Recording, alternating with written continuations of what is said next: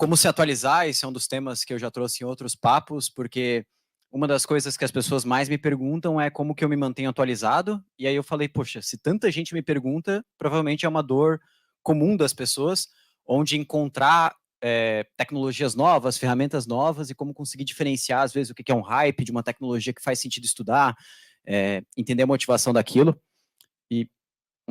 ah, perdão. E aí, primeiro ponto, né, por que se atualizar, né? E aqui a gente, foi de uma apresentação que eu trouxe lá de dentro de um evento da Rocket, que é o Assemble, que é um encontro para liderança, mas deixa até para eu entender um pouquinho vocês aqui, quem é dev? Só levanta a mão para eu entender assim, ah, beleza, é a maioria, graças a Deus. Quem não é dev, peço muito perdão, eu tenho muita dificuldade ainda de diferenciar, né, conseguir fazer a comunicação não técnica, explicar para uma criança de 5 anos ou qualquer coisa assim, mas hoje lá dentro da Rocket eu sou CTO, uma das minhas atribuições, eu pego muito pouco no código diretamente dos produtos, né, mas geralmente eu tenho muito uma responsabilidade de trazer novas ideias para dentro do time, trazer uma referência que às vezes as pessoas não têm, uma tecnologia que elas não conseguiram avistar, uma abordagem, uma arquitetura, e quem faz esse papel aqui, alguém é liderança, alguém pelo menos assim, lidera alguma pessoa no time, ou alguém? Beleza. São poucas pessoas, mas eu vou tentar adaptar para o geral, né? Geralmente as pessoas, elas não se motivam com times que são desatualizados. Isso é muito fácil de você ver no mercado.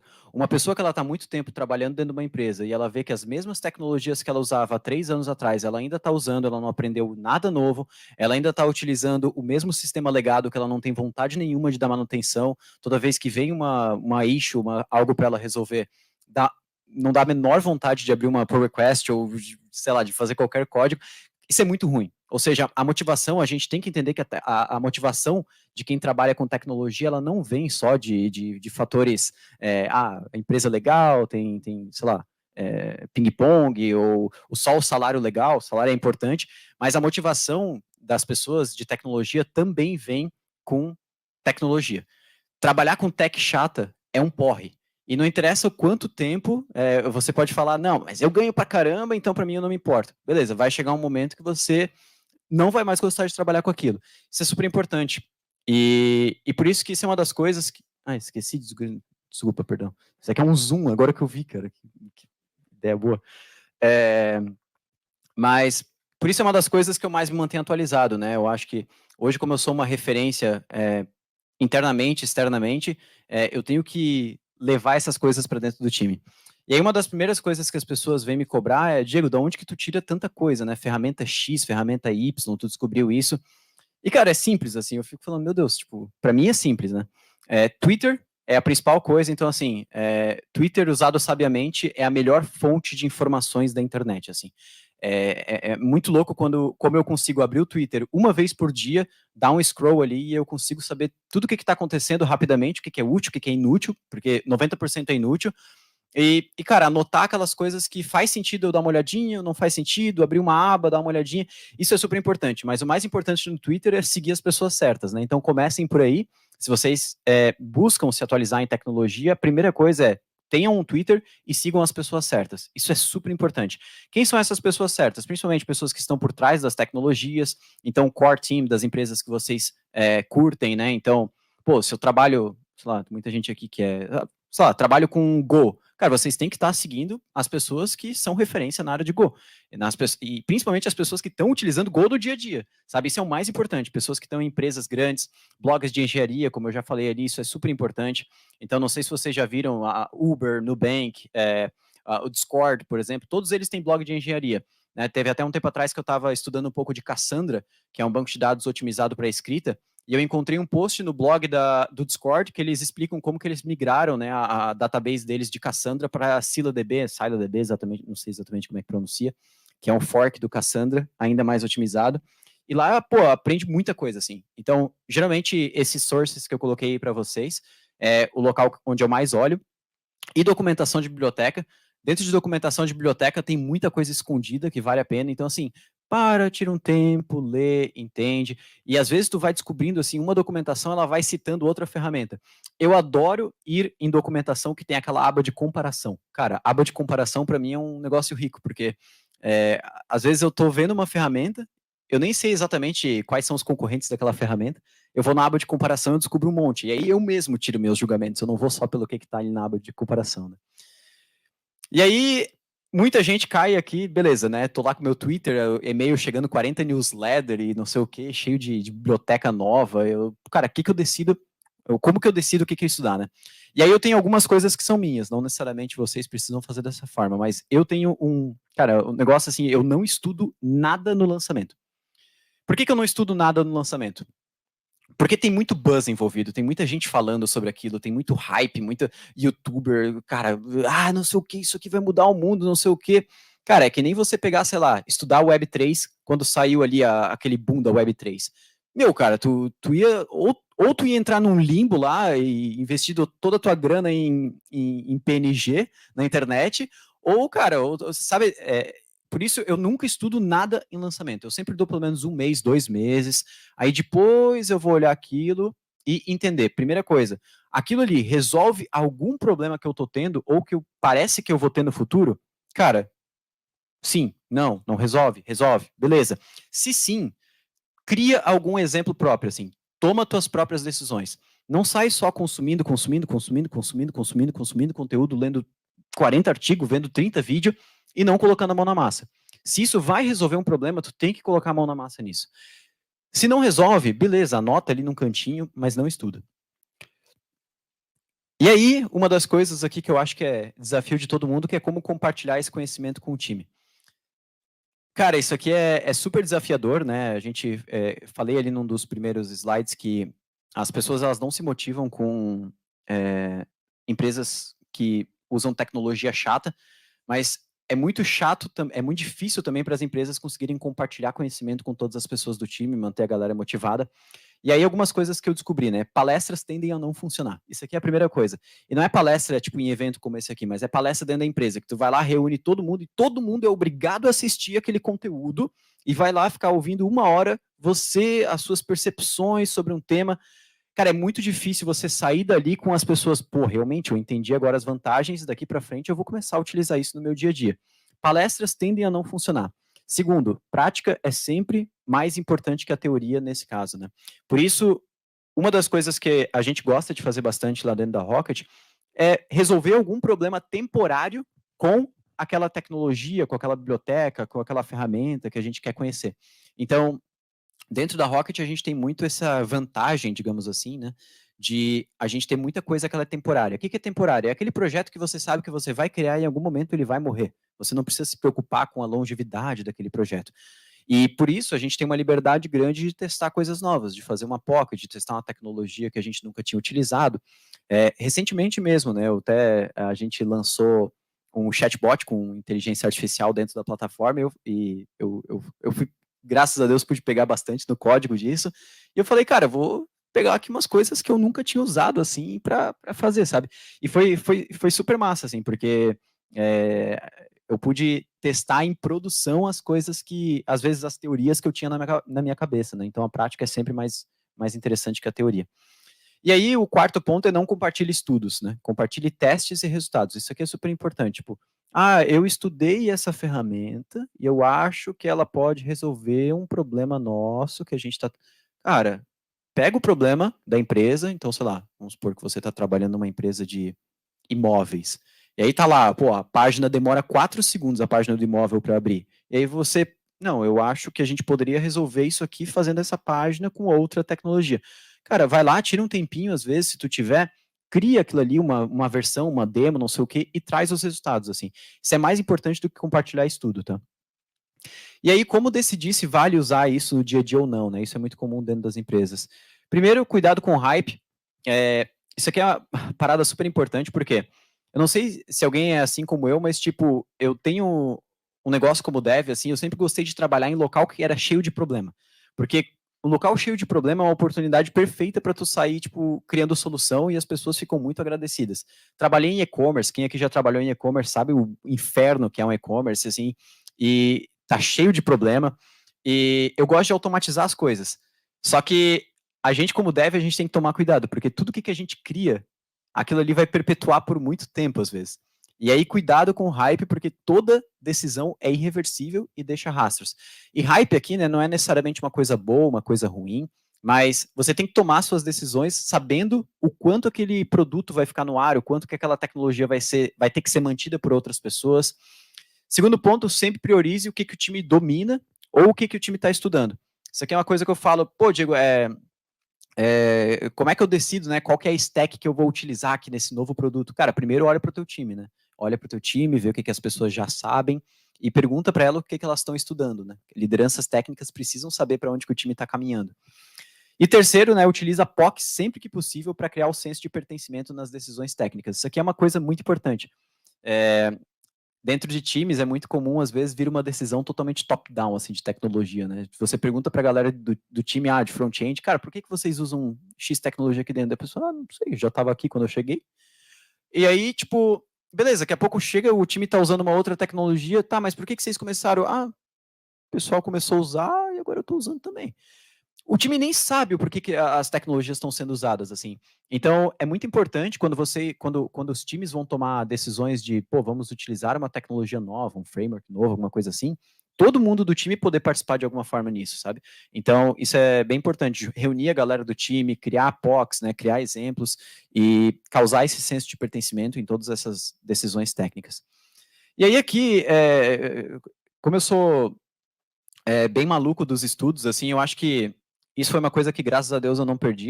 Era uma coisa que eu tinha preocupação em perder. Eu lembro até que no comecinho da minha carreira, quando eu tinha uns 3 anos, eu perguntei pro Robson, que é um dos fundadores da Rocket e era muito meu mentor na época, e ele já tinha na época 40 anos, né? Daí eu falei para ele, cara, em algum momento sabe, tipo, esse gás, assim, essa vontade de aprender, tipo, passa? E daí ele falou, cara, não necessariamente, mas eu tinha muito medo de perder, porque eu lembro que no começo da carreira eu era muito tipo de ficar estudando muito, assim, muito, sabe? E aí eu via muitas pessoas falar, tipo, sei lá, Twitter, essas coisas assim, tipo, eu via muito no começo da minha carreira a galera falar, tipo, pô, com o tempo isso passa, porque tu para de ser burro e ficar estudando tecnologia, porque no final tu descobre que só o dinheiro importa, que tu só vai querer um salário, não sei o quê. E eu falava, porra, cara, não sei se é isso, cara.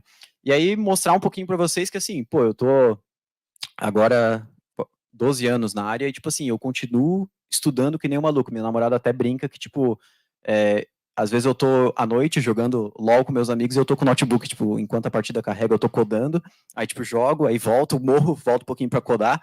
Porque para mim, tipo, codar e jogar virou tipo um hobby prazerosamente igual, digamos assim. E ultimamente eu tenho estudado muito sobre Edge Computing. Alguém já viu esse conceito aqui? Edge Computing é uma computação na borda ou computação na ponta. Eu ainda estou em dúvida se eu prefiro borda ou ponta, mas é a tradução literal da palavra, né? Mas Edge Computing é uma das coisas aí que mais tem me conquistado nos últimos meses, talvez último ano, que é basicamente a possibilidade da gente conseguir executar nossa aplicação mais próxima do usuário sem pagar mais por isso, né? Então, imagina que vocês têm usuários no mundo todo, né? Onde é que tu hospeda a aplicação, né? Para ficar com a menor latência. Pô, tu vai hospedar no meio do mundo, ali no oceano, para ficar meio igual para todo mundo, né? Não, geralmente tu quer que a latência seja mínima para todo mundo, né? Então, Edge é exatamente isso, computação na ponta. Você tenta rodar a sua aplicação mais próxima do usuário. Tenho estudado muito sobre Cloudflare exatamente por causa de Edge Computing, né? Porque eles, assim como a Fastly, né? Eles foram um dos pioneiros aí nesse assunto, junto com os Cloudflare Workers. Tenho estudado sobre também, alguém aqui, para a galera que levantou a mão que é dev, quantos aqui são dev, tipo, web, principalmente? Bastante gente, né? E aí, esse é um dos terceiro pontos que eu mais tenho estudado, que é os Web Standard APIs, né? Não sei se vocês estão acompanhando, mas existe um movimento que é o Winter, sei lá, esqueci o nome, Winter Group, sei lá exatamente. Mas é um conjunto de instituições, tanto privadas quanto públicas, que eles estão batendo forte em padronizar as APIs da web. Por quê? Porque hoje a gente vai para um node da vida, a gente usa streams de uma forma. A gente vai para a web, a gente tem streams de outra forma. Aí tu vai para daqui a pouco usar um ban, um Dino, sei lá, qualquer runtime, tu usa de outra forma. Então é tudo despadronizado. O JavaScript é essa zona mesmo. E acontece que a gente está padronizando isso, né? Então, se a gente for ver os últimos lançamentos de versões do Node, as outras runtimes, todas elas estão chegando num padrão. E por isso é importante a gente ficar de olho nisso, né? E aí eu coloquei Rono ali do lado, né? Porque Rono é um framework estilo Express, Fastify, porém totalmente construído em cima das Web Standard APIs, né? Tenho estudado muito Tailwind, eu não sei, eu quero que não chegue o dia que eu olho para trás e penso assim, cara, tipo, porra, como é que eu usava Tailwind? Mas assim, até hoje ele me resolve bem e não sei, é legal. Drizzle, para quem é do ecossistema web, ele é um...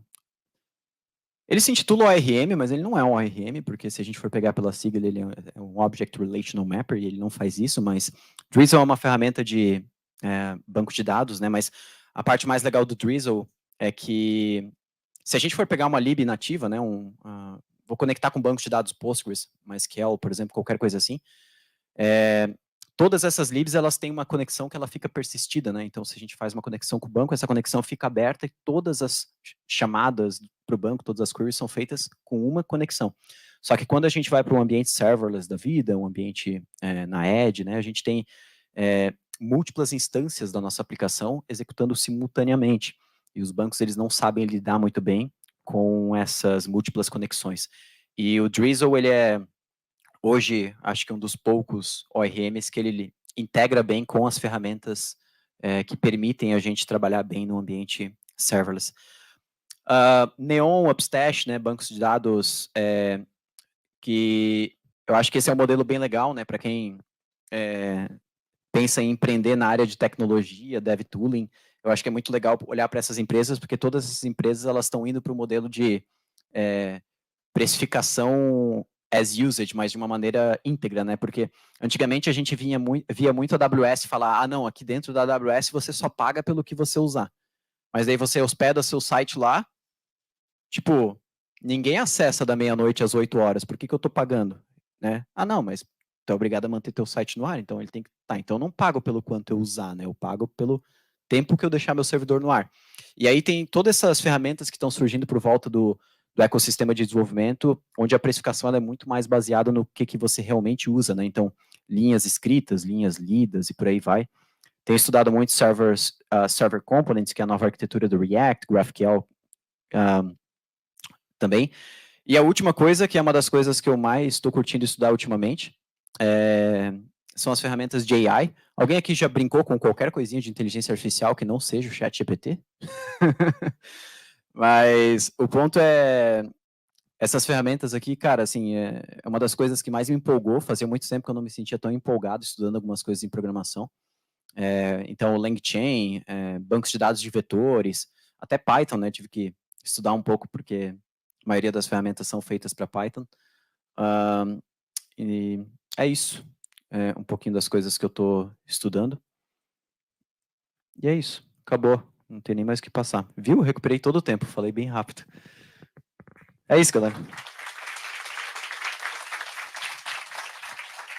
Acho que tem... Acho que a gente tem um tempinho para algumas perguntas. Eu acelerei bastante, né? Mas terminei no horário. Tem alguém... Beleza.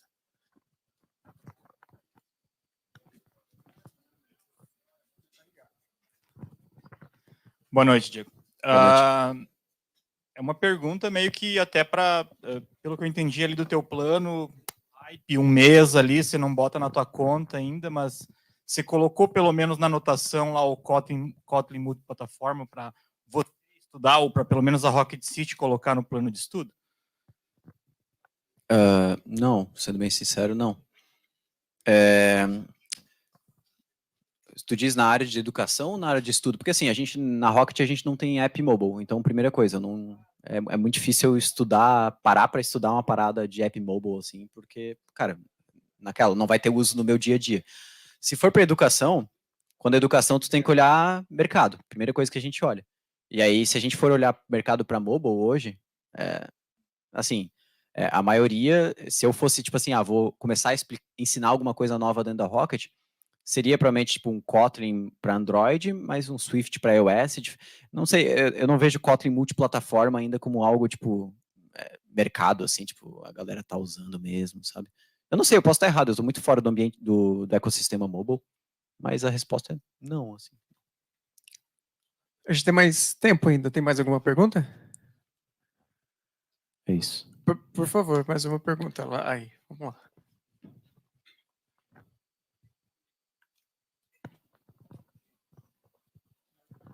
É especificamente sobre uma ferramenta ali da lista mesmo. Tem o Drizzle RM e algumas paralelas ali. Tem o Prisma, Drizzle e Kaiseli, talvez. Você chegou a experimentar essas três e tirou uma conclusão específica sobre Prisma, por exemplo, para ele sair da lista ou não? Cara, assim, atualmente, né? Se eu for desenvolver uma aplicação que ela não vai seguir um modelo serverless da vida, tipo, não tem chance dela ir para um modelo serverless, eu com certeza usaria Prisma, porque, tipo, é a ferramenta com a melhor developer experience possível, assim. Se eu vou usar serverless, hoje eu já pensaria um pouquinho mais, assim, mas provavelmente eu iria com o Drizzle. E o Kai'Sa ali, eu acho que praticamente eu nunca usei ele, assim, eu sei exatamente, eu sei o que que é e tal, mas, cara, eu acho que ele bateria um pouco mais de frente com o Drizzle, e aí eu prefiro usar o Drizzle, assim. É isso. Mais alguma pergunta?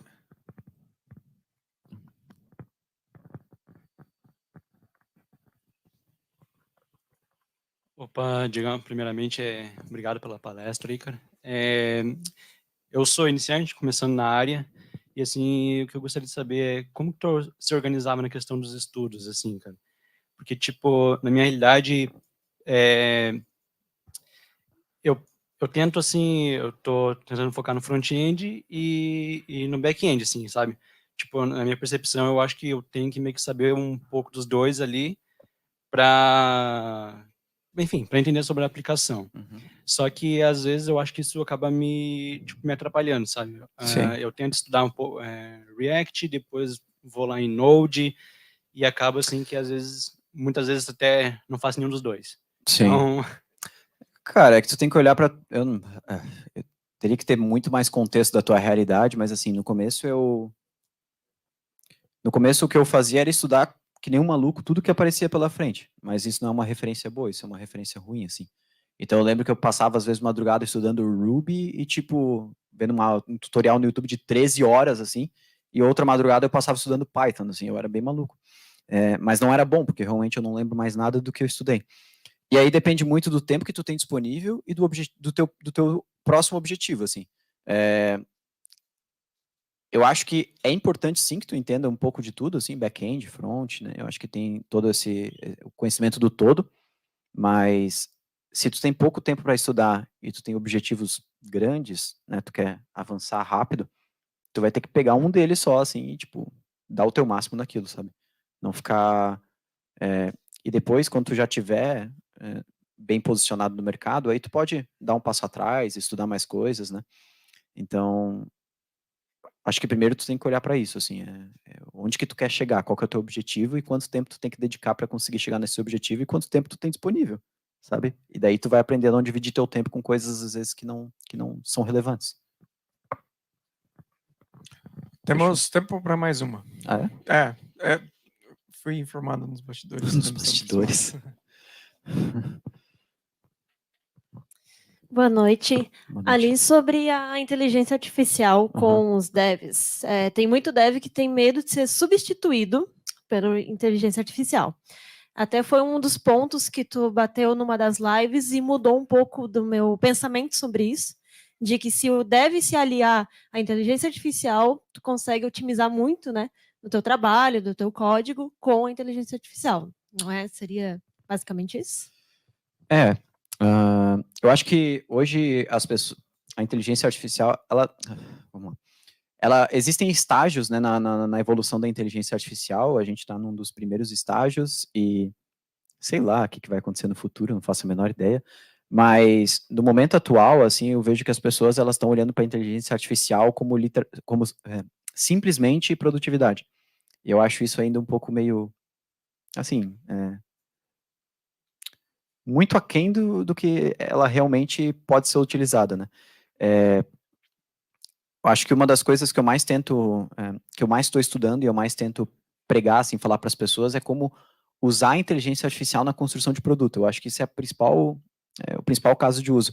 Você olhar para um produto e até quando eu estava assistindo a última palestra, ele falou ali, pô, hoje a gente tem muito site horrível construído, né? O HTML todo cagado, aí vai lá, tipo, o site atualiza. E eu lembro que quando eu fazia crawler lá no começo da faculdade, eu tinha muito esse problema. Eu lembro que o meu TCC ele era um crawler. Eu fazia monitoramento de preço trabalhava em e-commerce, né? E-commerce trabalha com marketplace. Bom, a gente listava o nosso produto em vários marketplaces. E aí eu precisava ficar monitorando o preço, porque lá quem tem 1 centavo mais abaixo ganha, né? E eu criei um sistema que ficava baixando o preço automaticamente. E aí o marketplace ia lá, tipo, bem antes de eu apresentar meu TCC, foi lá, mudou o layout todo. Aí eu ficava selecionando por classe, bugou, né?